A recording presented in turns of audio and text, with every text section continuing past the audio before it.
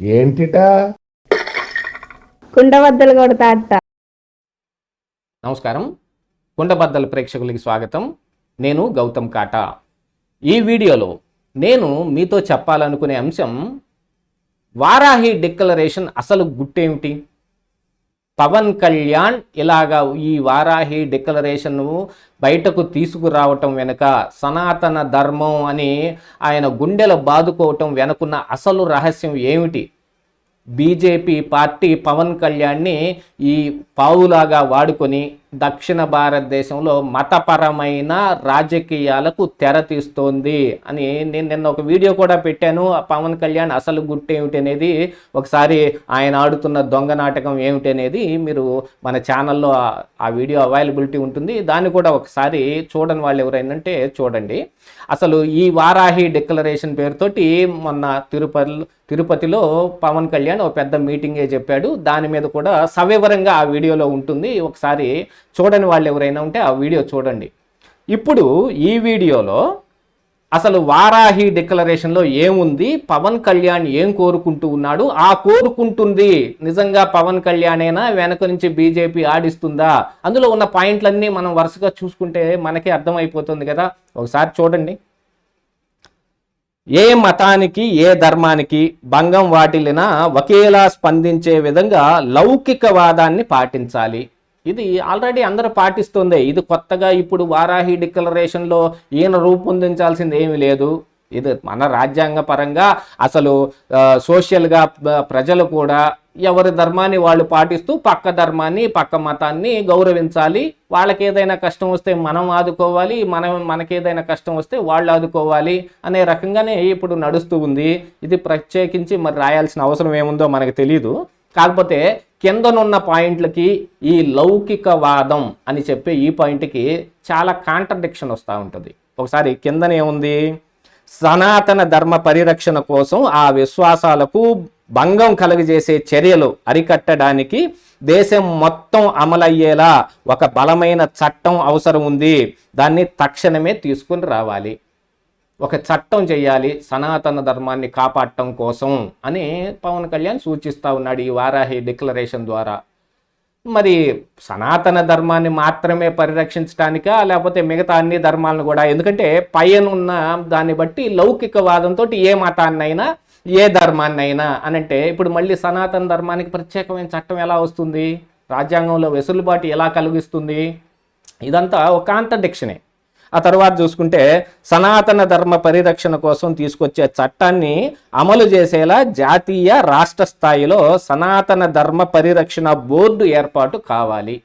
ఒక సనాతన ధర్మ పరిరక్షణ బోర్డు కావాలి అని పవన్ కళ్యాణ్ అడుగుతూ ఉన్నాడు.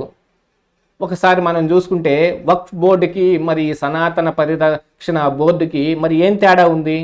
దాన్నేమో ఉన్న బోర్డుని, ఎప్పుడో బ్రిటిష్ కాలంలో ఏర్పడిన ఆ బోర్డుని ఇప్పుడు తొలగించే విధంగా మరి కేంద్రంలో ఉన్న అధికారంలో ఉన్న ఆ నాయకులందరూ దాని మీద కొన్ని బిల్లులు తీసుకొచ్చే ప్రయత్నం చేస్తూ ఉంటే, దానిలాగా ఇప్పుడు సనాతన ధర్మ పరిరక్షణ బోర్డు కావాలి. మరి వక్ఫ్ బోర్డుకి సనాతన ధర్మ పరిరక్షణ బోర్డుకి ఏం తేడా ఉంటుంది? అది ముస్లింలకు సంబంధించింది, ఇది హిందువులకు సంబంధించింది అవుతుంది, అంతే కదా. దాన్ని రద్దు చేయాలి అని అనుకుంటుంటే మళ్ళీ కొత్తగా ఈ బోర్డు ఎలా వస్తుందో. ఇక తర్వాత చూసుకుంటే సనాతన ధర్మ పరిరక్షణ బోర్డుకి ప్రతి ఏటా నిధులు కేటాయించాలి. మరి వేరే ఏ బోర్డులకి కేటాయిస్తున్నారో కేటాయించట్లేదో తెలియదు, కానీ ఇప్పుడు ఈ పరిరక్షణ కోసం ఒక బోర్డు పెట్టి బోర్డులో ఒక నిధులు కేటాయించాలి.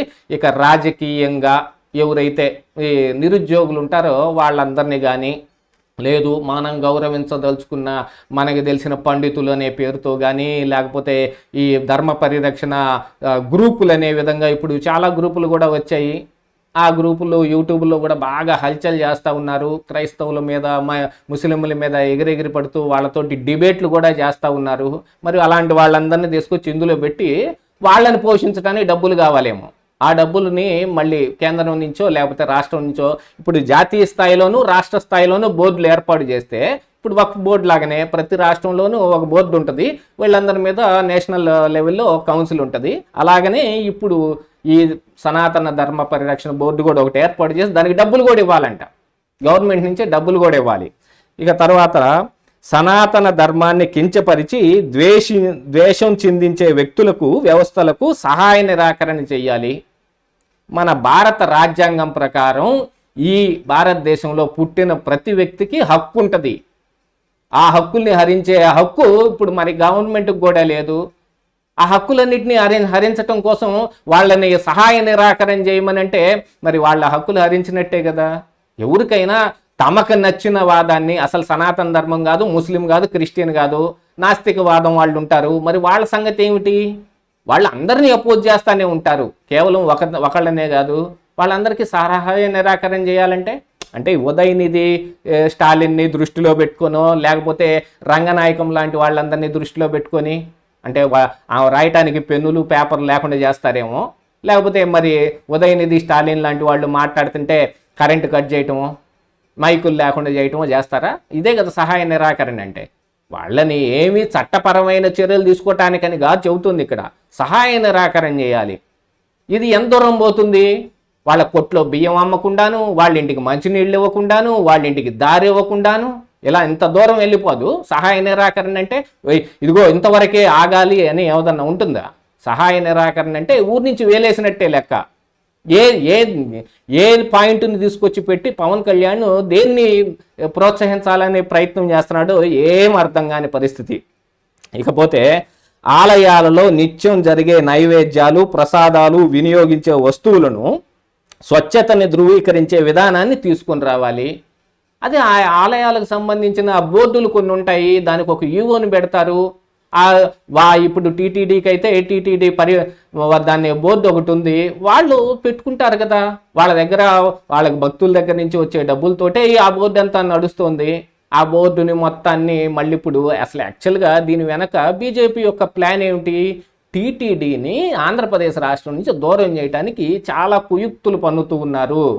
దాన్ని ఈ సనాతన ధర్మ పరిరక్షణ బోర్డు కిందకు తీసుకొచ్చేసి దాన్ని మళ్ళీ ఇక జాతీయ స్థాయిలో వాళ్ళు ఇష్టం వచ్చినట్టు వాడుకునే ప్రయత్నం చేస్తున్నారేమో. ఈ ఆలయాలు వీటన్నిటిని ఈ బోర్డు కిందకు తేవాలని రేపు మళ్ళీ కొత్తగా అమెండ్మెంట్లు చేస్తారు. ఆలయాల మీద వచ్చే ఆదాయం మన రాష్ట్రానికి కాకుండా వేరే ఇక జాతీయ స్థాయిలో వాళ్ళు అనుకున్న దాని దగ్గరికి వెళ్తుందో, ఈ సనాతన ధర్మ పరిరక్షణ దగ్గర బోర్డు కిందకి వెళ్ళిపోతుందో, దాన్ని పోషించటానికి ఈ ఈ మఠాధిపతులు, పీఠాధిపతుల్ని వీళ్ళందరినీ తీసుకొచ్చి పెడితే వాళ్ళకి డబ్బులు ఇవ్వటానికి వెళ్ళిపోతాయో, ఎక్కడికి వెళ్ళిపోతాయో తెలియదు అవన్నీ. కానీ ప్రజలు ఇచ్చే స్వామివారి కోసం హుండీలో వేసే ధనమంతా అటు అన్యాక్రాంతం అయిపోవాల్సిందేగా. దాని కిందకి వెళ్ళిపోతే అక్కడ స్వచ్ఛంగా న్యాయంగా ఉంటారని ఏముంది? అసలు ఒక బోర్డు పెడితేనే అందులోనే బోల్డ్ అన్ని మాల్ ప్రాక్టీసెస్ జరుగుతున్నాయి.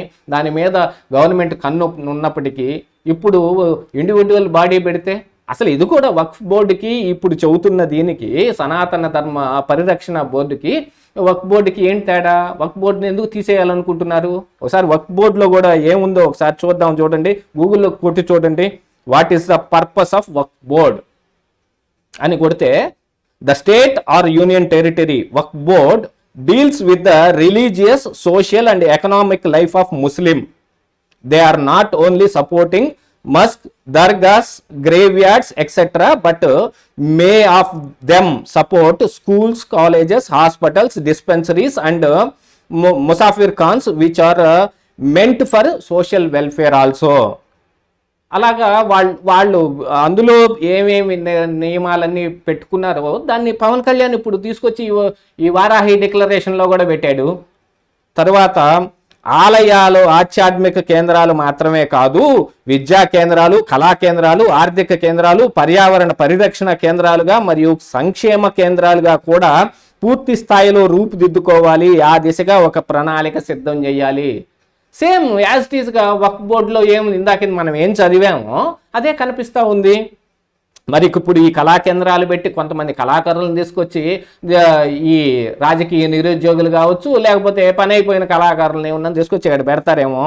అది వాళ్ళకి శాలరీలు మరి ఈ బోర్డు నుంచి ఇస్తారు.